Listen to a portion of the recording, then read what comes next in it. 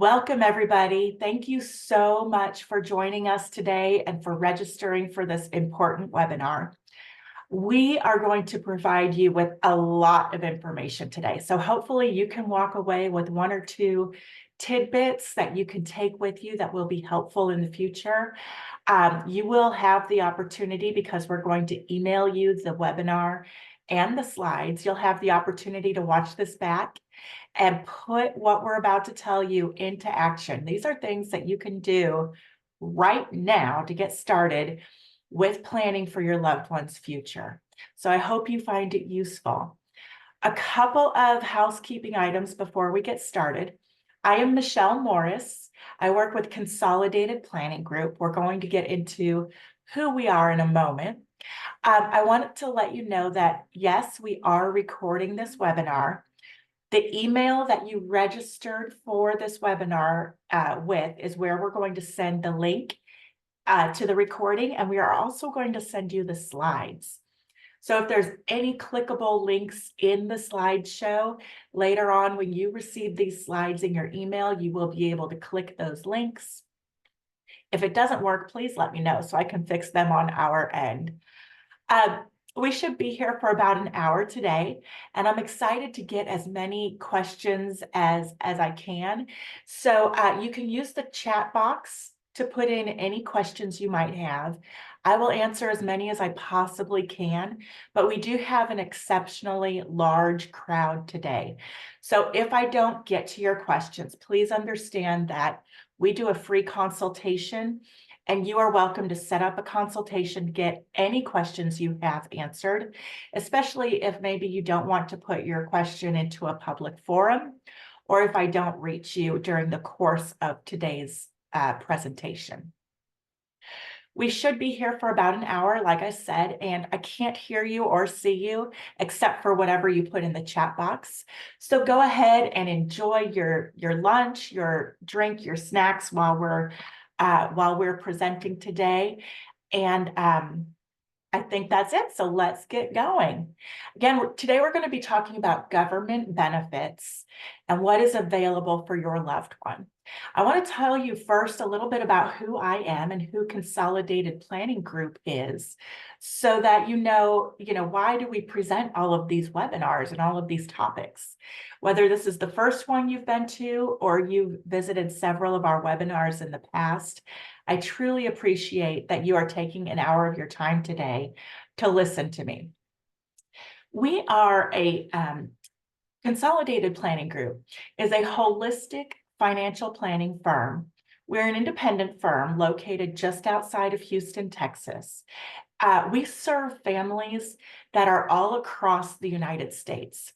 So some of the things that we're going to be talking about today are focused in the Texas region. Or state waiver programs, for example.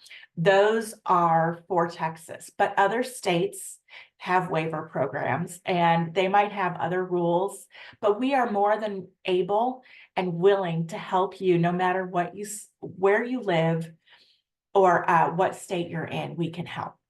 We've been doing this for over 30 years. We are completely licensed in investments, insurance, securities, all of that kind of stuff. We are an advisory and consulting firm. You might have heard about fiduciaries. Yes, we are fiduciary to our clients. We are members of the Special Needs Planning Academy. We are also certified nationally as Social Security advisors. And I have just completed all of the training and coursework and testing to become a chartered special needs consultant. Now, I don't have that designation until September 1st, but I have passed all the coursework. So we truly, we live and breathe helping families who have an individual with some kind of intellectual or developmental disability. And the reason our company focuses so heavily on this topic is because the owner of the company has two children who have disabilities. So she set us on this path Now, I used to be in education before I came into this field, and I worked with many children in the schools who had special needs. And, we see that there is such a profound need for financial advisors who are nuanced in helping families like yours. So families come to us specifically because we know about special needs financial planning. We can help you with things like protection plans for your family. What if the main breadwinner in your household is no longer able to work and take care of the family? That would be devastating to most families' financial plans. What about considering the lifetime care aspect of having a child who might not be able to work, might not be able to completely care for themselves and live independently? So they're going to need your help even after you're gone. We talk a lot about transition planning in our world. And that, we're talking about transitioning from being a minor to being an adult. When your child turns 18, there is a lot that changes, and both in the legal world and in financial world for your child. So that needs to be thought about ahead of time, not only when they turn from being a minor to being an adult, but also what happens when they graduate from high school. You don't want them to graduate onto the couch. So that transition period between going to school every day and then coming out into the real world can be a big adjustment. And we help families with that as well. Of course, we talk about ABLE accounts and other financial vehicles that can help your child be able to save money and have money in the right buckets. And we're here to advocate and educate for you. There's a lot of noise in terms of what needs to be done for my child, what programs are available, and we help you kind of focus on what really needs to be done right now, what your top priorities should be, and what the rest is just noise, just things that maybe are true, maybe not. Maybe you have someone in your life who wants to be helpful and give you the information, but it could be wrong information. There are over 263,000 financial advisors across the United States, according to the Bureau of Labor Statistics. And out of those 263,000 financial advisors in the US, fewer than 200 of them, not 200,000, just 200, focus on special needs planning like we do. That's fewer than 0.1% of all the financial advisors in the US who truly understand the nuances of working with special needs financial planning. So you are definitely in the right place. Hopefully, like I said, I'm going to give you some great information today that will help you understand what you need to be doing for your loved one. So let's dive right in. Like I said, if you have questions or comments, put them in the chat box. I'll get to as many as I possibly can. Let's talk first about the difference between SSDI and SSI. Now, SSDI, this can go by several different names. This benefit, it's Social Security Disability Insurance. Now, a child can draw SSDI from a parent's record. Sometimes that is referred to as a CDB, Childhood Disability Benefit. For 40 years or longer, they called it DAC, Disabled Adult Children Benefit. So sometimes you might still hear it as DAC, DAC. Sometimes we call it SSDI and understand that those are the benefits that we mean. And sometimes we refer to it as RSDI. So there are a lot of different acronyms to mean this same benefit that will be turned on because of a parent's record. SSI is supplemental security income. And this is what is meant for your children. Basically, if they are under age 18, they probably won't qualify, and we're going to go into the reasons why. But once they turn 18, your child should be able to qualify for SSI under their own record. So these are two different programs. One you might qualify for, one you might not qualify for. SSDI, it comes from money that is in the Disability Trust Fund. Social Security has this trust fund. People pay into it with their Social Security taxes when they work. And then you draw from that SSDI. So, like I said, workers pay into it through Social Security taxes, and it pays benefits to disabled individuals who cannot work. And it doesn't matter about their income or their resources. It's based on how much you have worked. And the benefits are for workers who become disabled or for adults who have been disabled since childhood. You have to meet the insured status requirements to be able to get SSDI. Now that can be under your own record as somebody who has worked enough credit hours or quarters, or it can be received by a child of a parent who has reached those required quarters. SSI is a little bit different. SSI is paid from general tax revenues, not from Social Security taxes. It's a needs-based public assistance program for people who can't work. They do not have to have any kind of work history to get SSI benefits. It pays disabled individuals who are unable to work and who have limited income and assets.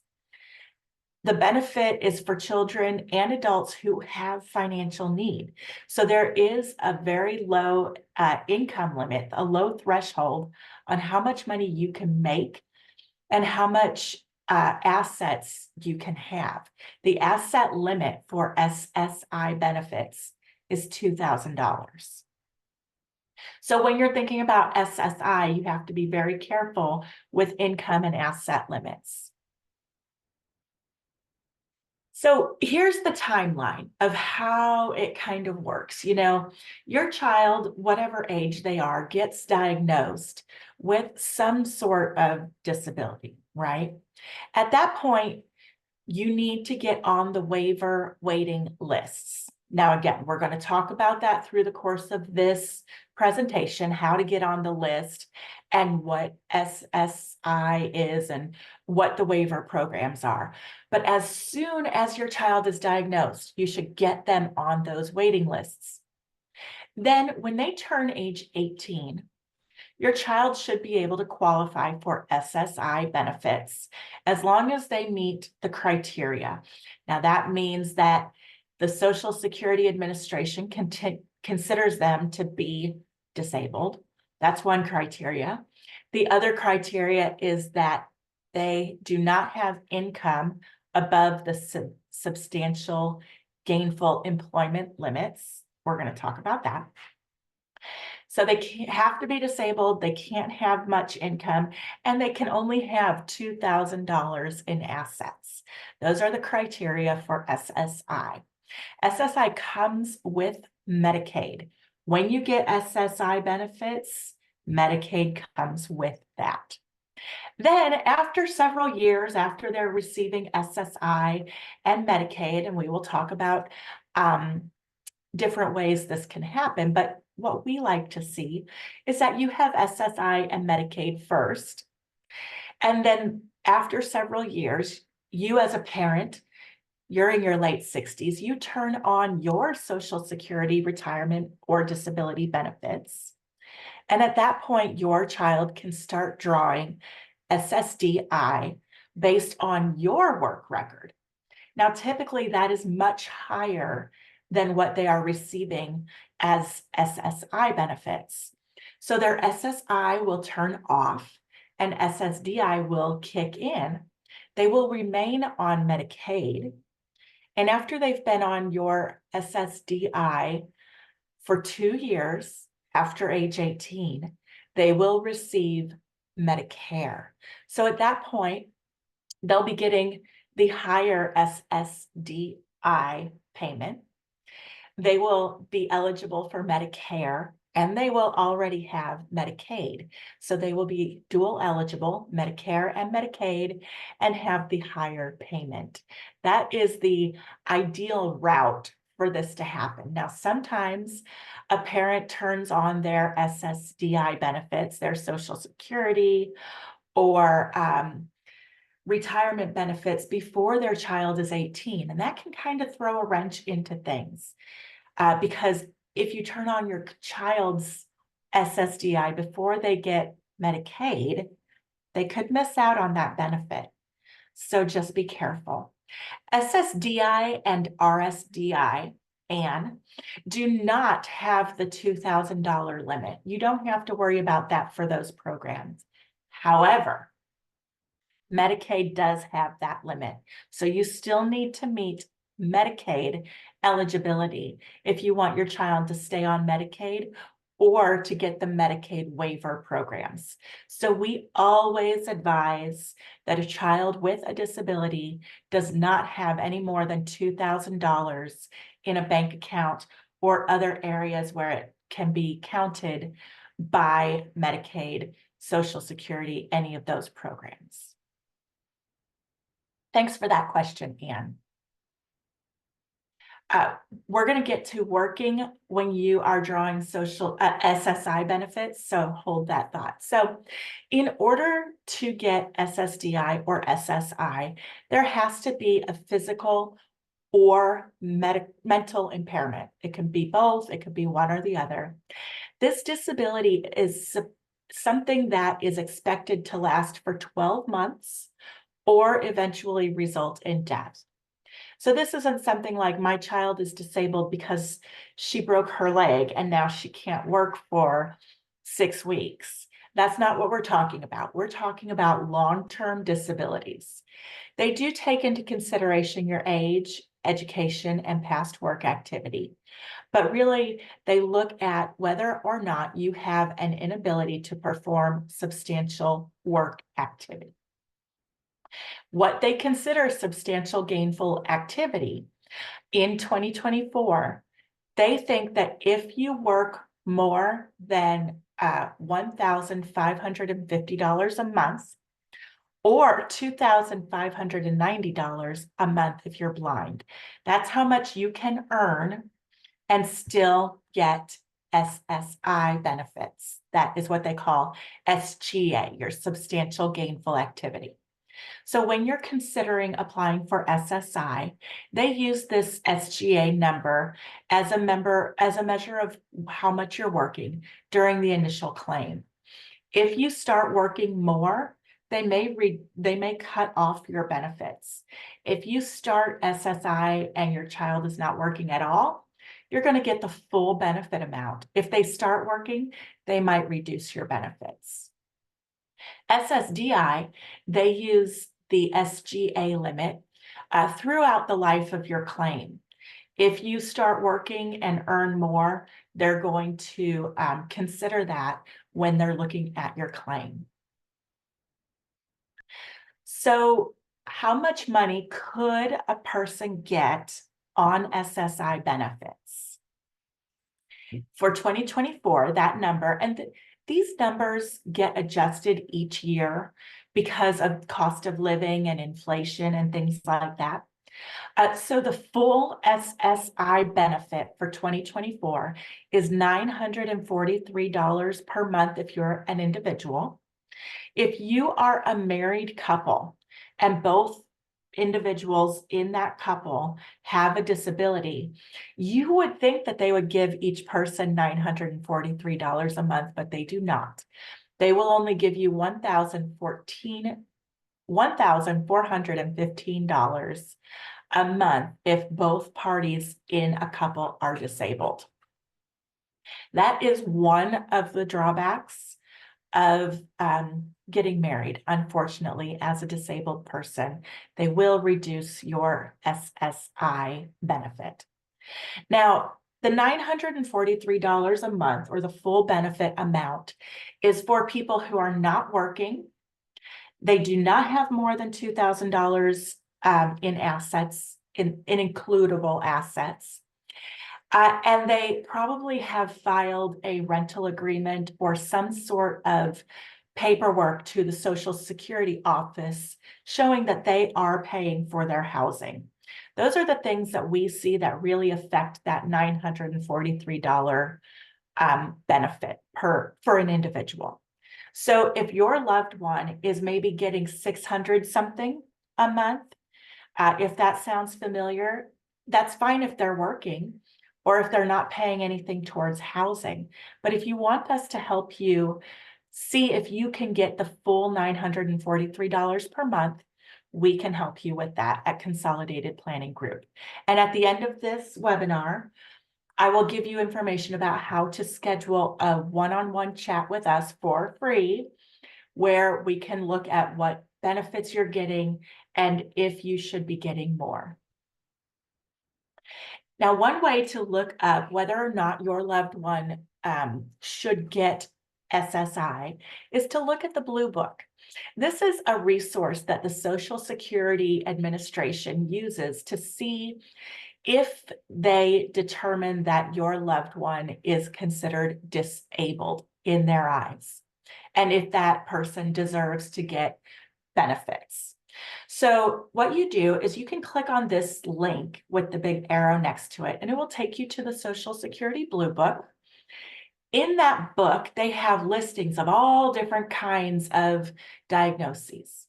You should take your list of your child's diagnoses and look each of them up in the Social Security Blue Book, and it will tell you basically what you need to show, what you need to prove that says, yes, this person has a disabling diagnosis and they need to earn Social Security benefits. We've also included a link here to the general Social Security SSI information, so you could go look through all of that as well. And like I said, these links, when you receive the slides later on today, you're going to be able to click these, and they should take you straight to the Blue Book or the SSI website. If they don't, or if they're broken, please just shoot me a little note so that I can fix that in the future. And I'm going to put my personal email address in the chat box so that you can reach out personally to let me know to fix those slides, okay? My email address is mmorris@cpgcares.net. So what do I need to do and when do I need to do it? This is a frequently asked question for us. So let's go through kind of the process of applying for SSI and what you can expect when you do that. So first of all, there's different ways to apply. You can apply online, which is the preferred method. Start your application online. There are some circumstances where applying online is not going to work for you. That would be like if the parents are already receiving benefits, you can't apply for your child online, unfortunately. You will have to call, and you'll probably have to go in to a Social Security office to get that taken care of. You don't want to apply for SSI before your child turns 18, because in that case, they're going to look at the parent's income and the parent's assets. So if you, as a parent, have an income more than $1,550 a month, your child is not going to be able to get SSI. If you, as a parent, have more than, I think it's $2,000 if you're single, $3,000 if you're married, if you have more than that in your bank accounts or in an IRA or in a life insurance policy that has cash value, you are not going to be able to get benefits for your child. But we can control what our kiddos have, so it's much easier to apply for SSI after the child turns 18. So if you need to go in person for some reason, or if you need a phone interview with your Social Security office, you should call a few months in advance and have that appointment set up for after your child turns 18. You can also apply online. You should start that online application the day of or after your child's 18th birthday. That way, once the application is started, even if it takes them months to get your file complete, even if it takes them another several months to actually look at your file because they're behind, they will backdate your benefits to the date of your application. So that's a really great thing to know.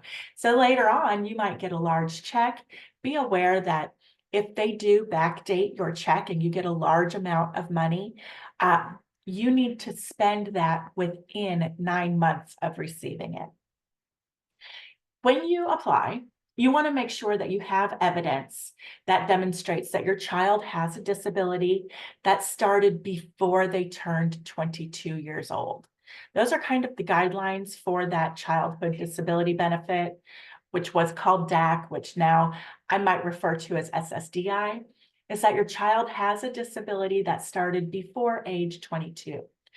I'm not saying that you have to apply for these benefits before they turn 22. I'm saying that they have to have been disabled before that age. So when you apply, you're going to want to have your child's physician's contact information, names, phone numbers, addresses. You want to have a list of your child's diagnoses. You want to know what medications they're on. If your child is working, they're going to want to see pay stubs and bank statements as well to make sure that your child isn't earning too much, that they don't have too much in assets. Now, if you're a little bit extra like we are, you might want to consider chatting with your child's primary care physician before you apply for these benefits, just to see what is in the medical records and what medical history the Social Security office is going to receive.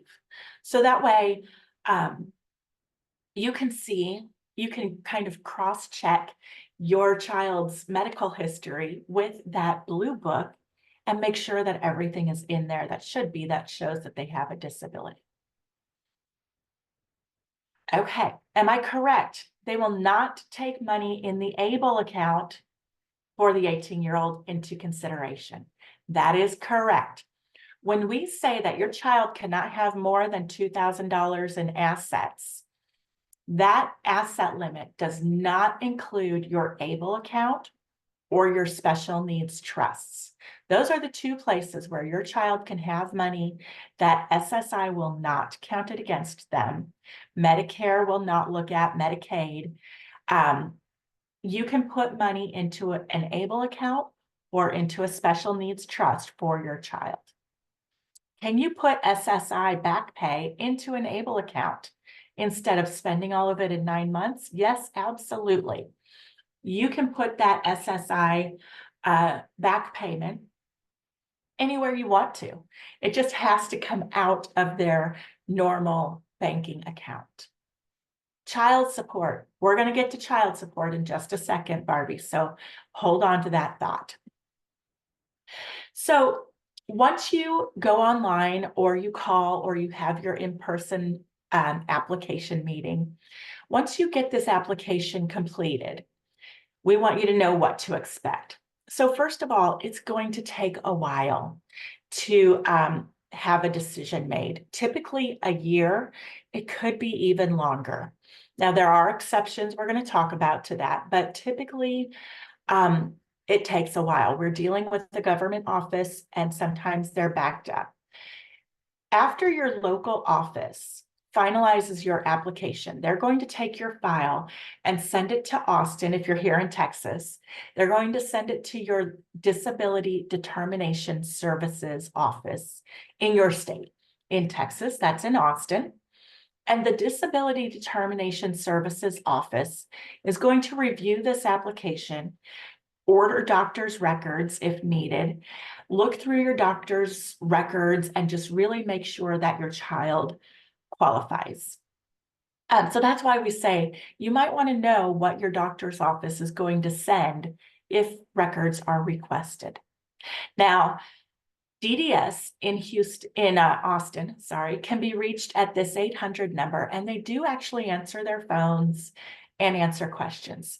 So you can inquire as to who has been designated as your point person.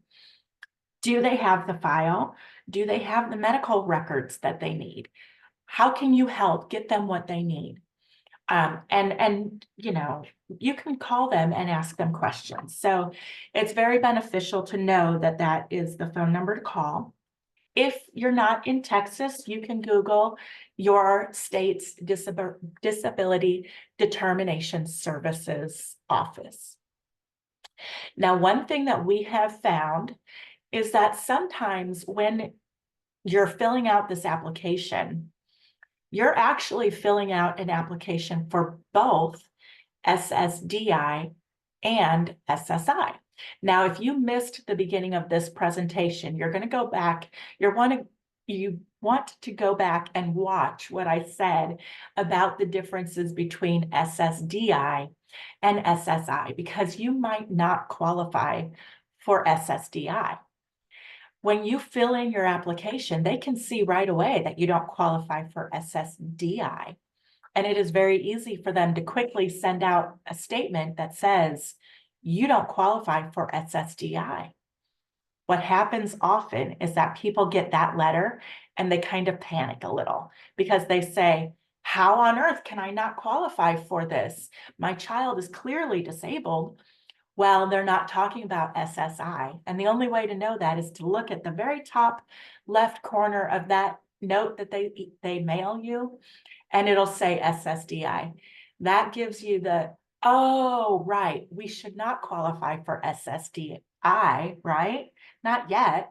We're trying to qualify for SSI. So if you get that first letter in the mail that denies you for benefits, double check. Are they talking about SSI or SSDI? Okay, we can help you through that if they send you a letter that says you're denied and you have questions about it, just let us know. But yeah, don't panic if you first get a denial. Now, there is one way that the process can move a lot more quickly, and that is if you have a presumptive disability. Sometimes they call this a compassionate allowance. And basically, they have a list of different disabilities where if you have, for example, Down syndrome is on the list.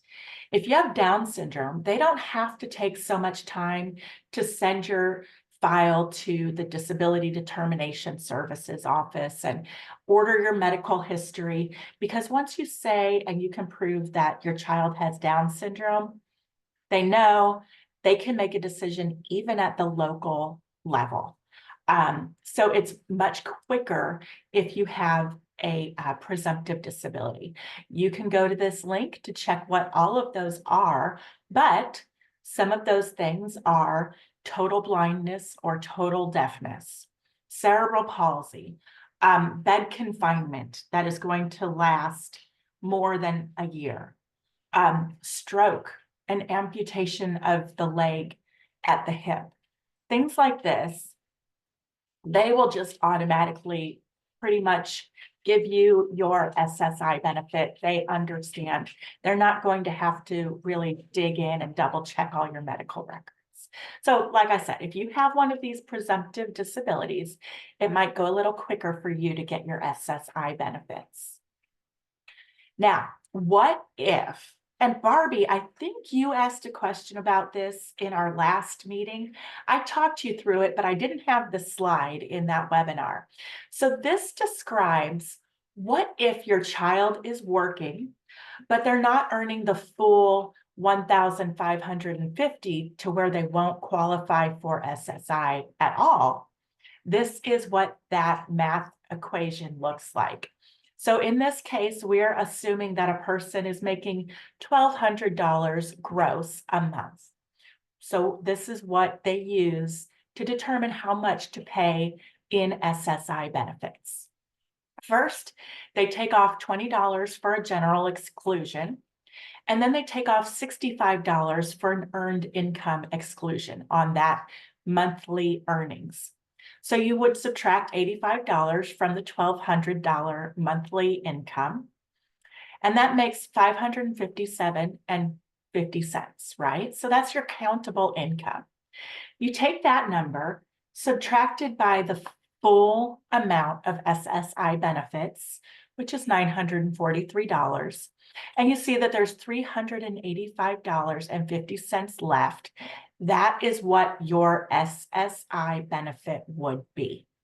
Now, if you're working, when we say you can make up to $1,550 a month, that is the amount where pretty much your SSI benefit could be like $1. But even if your SSI benefit is just $1, you would still qualify automatically for Medicaid and still be considered to be on SSI.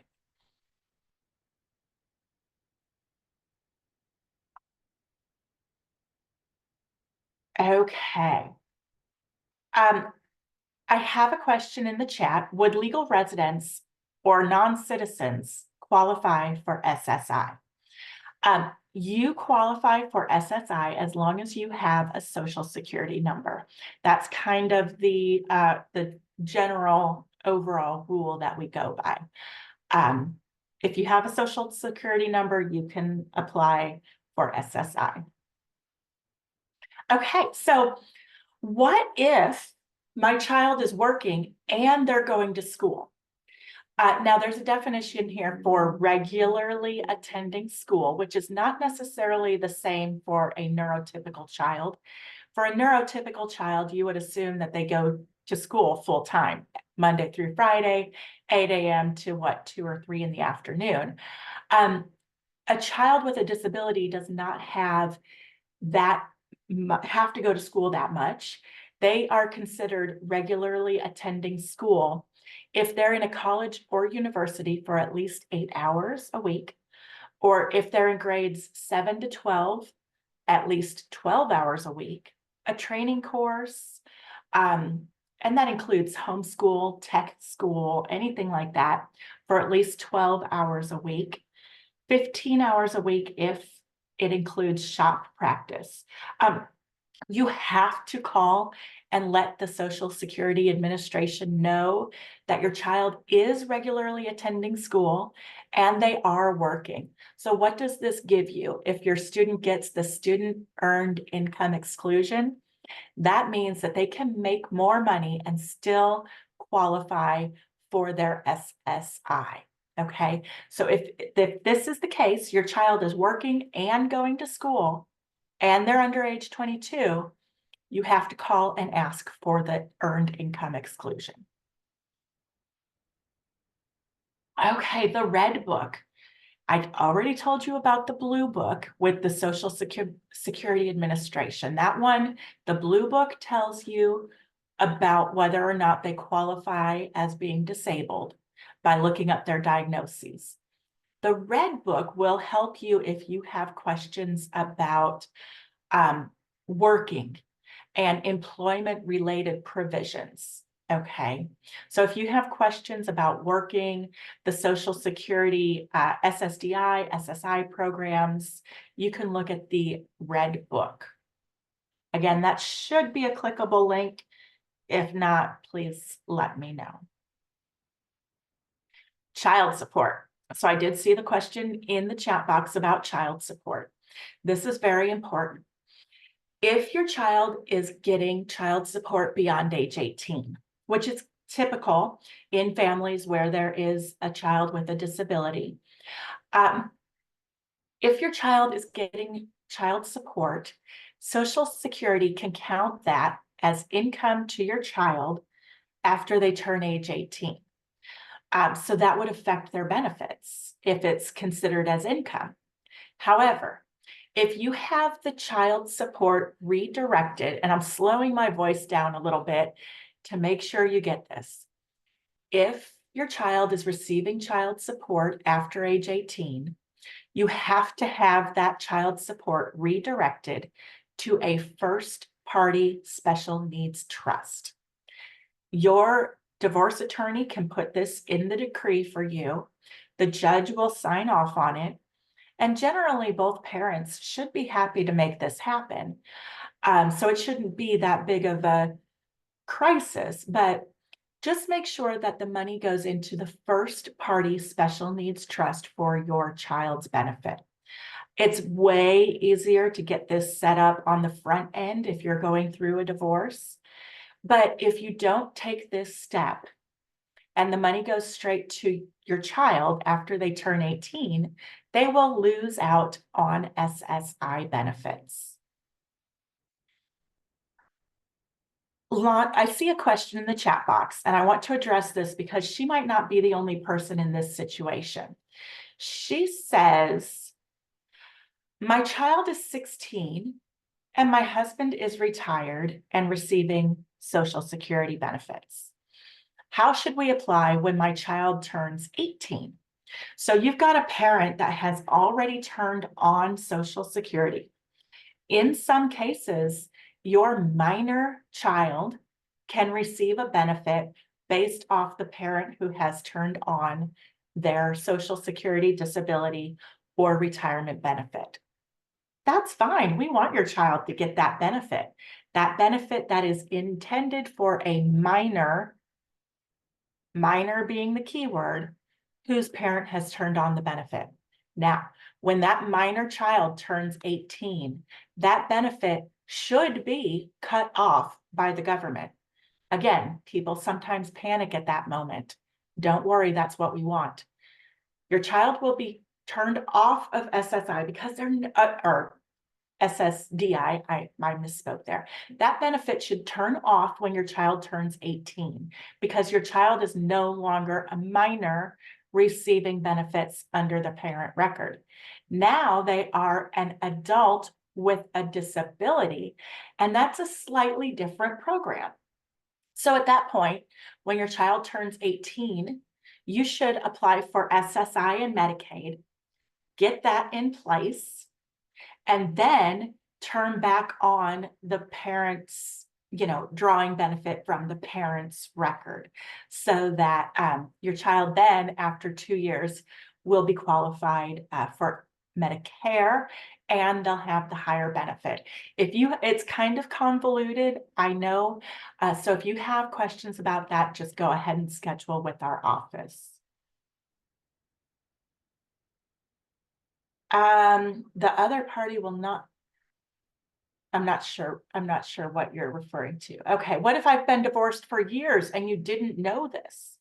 So you can go back to your divorce attorney or contact a different attorney or even a special needs focused attorney and ask them to set up a first party special needs trust and have the money redirected into that trust. If it's currently, somewhere else, you can open a first party trust and put it in there. But it could be counting against your child and harming their Social Security benefit or lowering their Social Security benefit. Okay, there are.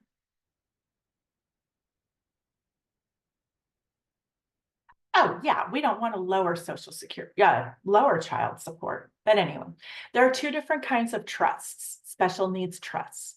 The first party special needs trust is money that belongs to your child. So any money that goes to them directly can go into the first party special needs trust. That would be child support. It would be if there is a legal settlement and your child gets money from some kind of accident or legal settlement, or if grandma and grandpa accidentally leave money outright to the child, all of those kinds of monies that belong to your child go to the first party special needs trust. This is not ideal because Medicaid can claim reimbursement for money that is left over in the trust after your child passes away. The ideal situation is to leave money to a third-party trust because there is no reimbursement for that. Okay, so when it comes to SSDI, and it looks like timing-wise, I need to speed up a little bit, so please bear with me. We talked a lot about SSDI. You have to be over 18, disability before age 22. The parent has to work enough to have drawn their own disability or retirement benefits. You cannot be married and get SSDI.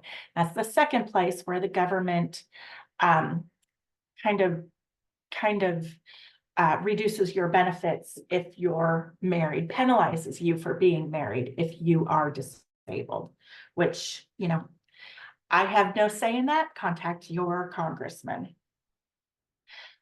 Okay. So when you turn on your Social Security benefit and you turn on your child's record, your child's benefit based on your record, they're going to receive half of the amount that you receive. It doesn't it doesn't take away from what you get, the amount of money you get, but they get half of what you get. So let's say your benefit from the Social Security Administration for your retirement or your disability is $4,000. And I'm just using that for an easy number. Then your child with the disability can get $2,000 each month on top of the $4,000 that you get. 24 months after they start receiving that benefit, they're going to be eligible for Medicare. And then once you pass away, your child's benefit will go from half up to 75%, and they'll be getting that for the rest of their life. So it's really important that you maximize that amount that you get because your child gets that for the rest of their life. Now, there are some family maximums to be aware of if more than one person or more than one program are drawing from somebody's record, but it's okay, it's worth it. So how do you protect all these great benefits that we've been talking about? You want to make sure that your child's money is in the right buckets. And that's where the ABLE account and the special needs trust come in. You want to make sure that you are leaving money not straight to your child in your will or as a beneficiary on any of your life insurance or your assets. You don't leave it to your child. You leave it to the special needs trust for the benefit of your child. You will need an attorney to help you set up the special needs trust, but overall, it will be really, really worth it. You also want to talk to, if there is anybody else in your life who might want to leave money for your child, grandma and grandpa, aunts and uncles, anything like that. Make sure you tell them how to do it correctly.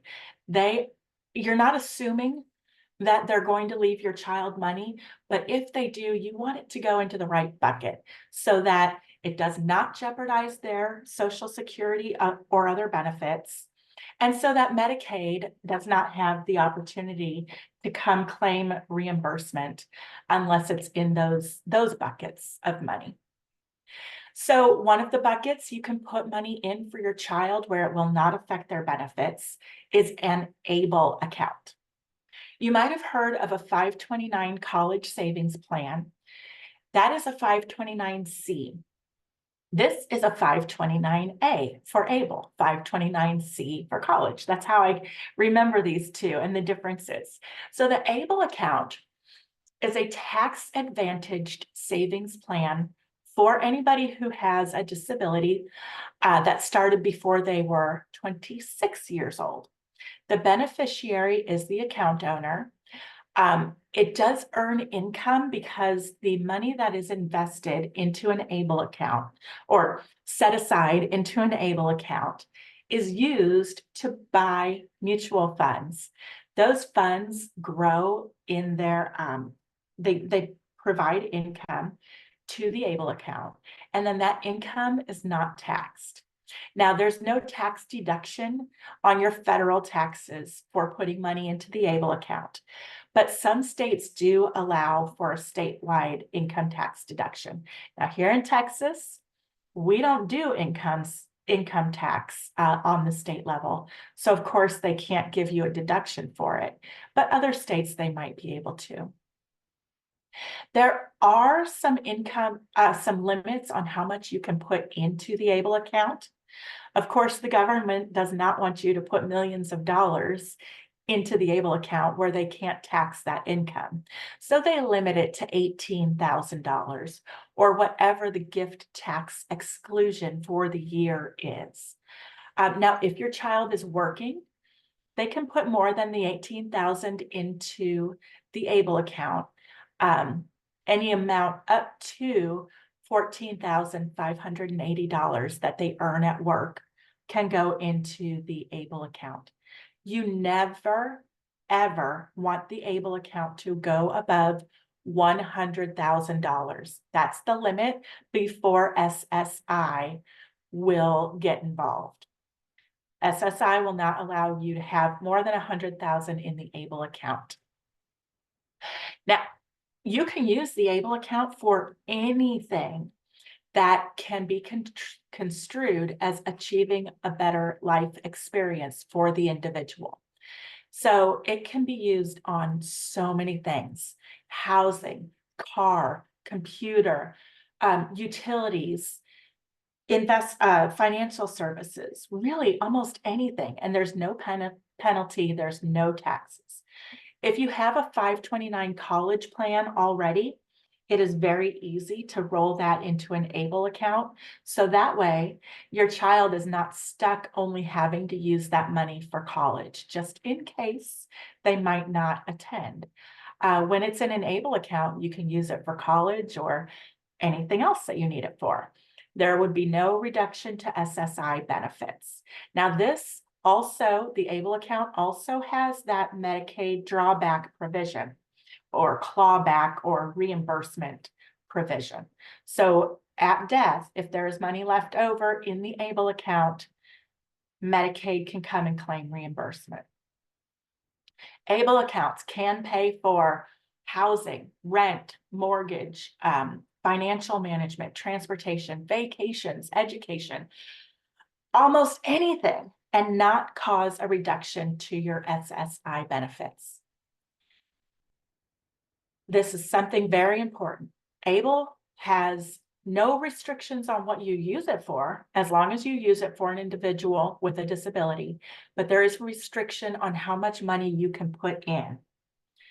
On the flip side, the special needs trust can pay for most things, but it cannot pay for rent, mortgage payments, real estate taxes, utilities like gas, electric, and water. It cannot pay for homeowners insurance that is required by a lender or condo charges. You cannot use the special needs trust for cash or food. If you use the special needs trust for these things, there will be a 1/3 reduction to your SSI benefit. Now, if you've already turned on your Social Security benefits, right? If you turn on your Social Security benefits and your child is not receiving SSI anymore, then this does not apply, right? Your special needs trust can be used to pay for almost anything. That's what is listed out on this slide, almost anything.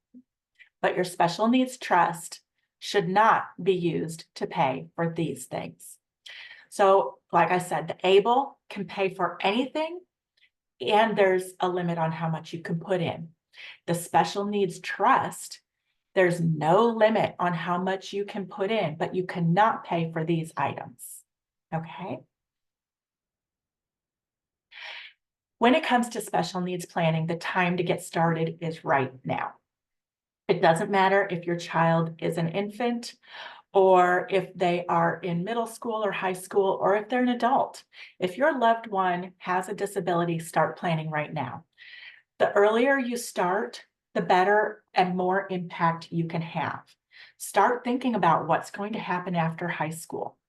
What residential programs are available? when you can't take care of them anymore, or if you would like them to move out of your house into a community on their own and have that independence. Start touring places like Margaret or 29 Acres or Brookwood or wherever you might want your child to live, and get a feel for these campuses, college programs, vocational programs, and make plans early. If you start early, you can lay these out and have a feel and prepare everybody. And it won't feel so hectic or rushed, and you can get on any waiting lists that might be out there. Also, make very careful consideration before you just assume that a sibling is going to either be able to or be willing to step into the role of caregiver. That can cause resentment on both sides because, you know, the caregiver sibling might feel a sense of obligation. And the child who needs the care might feel resentment that, you know, this is my sister and now she's trying to act like my mother and she can't make the rules for me. So keep these things on your radar. These are some of the topics that we talk about with families we work with every single day. The future cost of care, how to come up with a special needs care plan, the waivers and interest lists, SSI, SSDI, how and when to apply, ABLE accounts, beneficiary designations. All of these things are important facets of your special needs plan, and we can help you with all of them. This link, when you receive it later on, will take you straight to all of our upcoming webinars on our website. You can register early for the webinars. That way you're going to receive the link to the recording, and you will also receive the slides as well as reminders that the webinar is coming around. This is our team. Again, we are based in Sugar Land, which is just outside of Houston. It's 2 husband and wife teams as financial advisors, and then we have a fantastic office staff. Now, one last thing I want to tell you, as you look at these smiling faces, I'm going to remind you that you registered for this webinar, giving us an email and a phone number. We will be reaching out to you to see if you would like to schedule your free consultation. I promise we're not trying to bug you. We just want to make sure that your questions have been answered. We want to make sure that you get the opportunity to schedule your free consultation with us. This is on Zoom.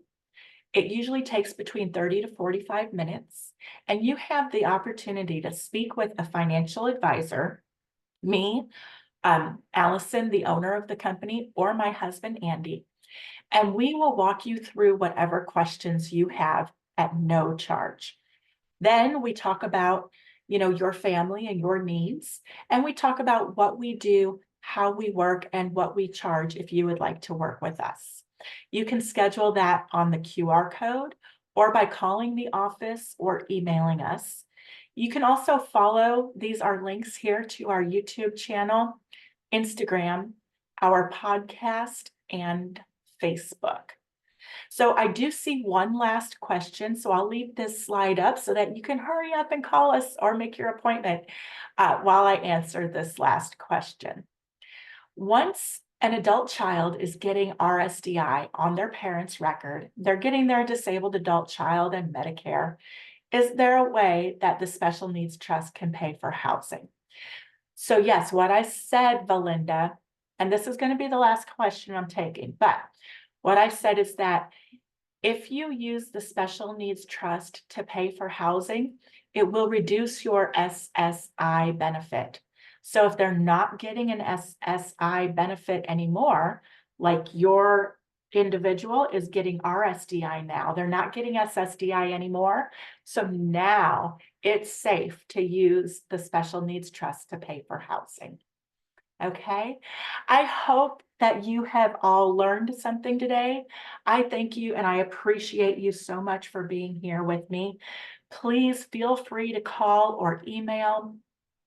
My email address again is very similar to our contact email address here. It's mmorris@cpgcares.net. If you want to reach me personally, please schedule your appointments. And if there's anything you need, we truly are here to help. We have it in our hearts. We live, sleep, and breathe special needs planning. So if you need anything, please just feel free to call. Thank you so much, everybody. Thank you for hanging with me and for all of your kind words. Thank you and goodbye.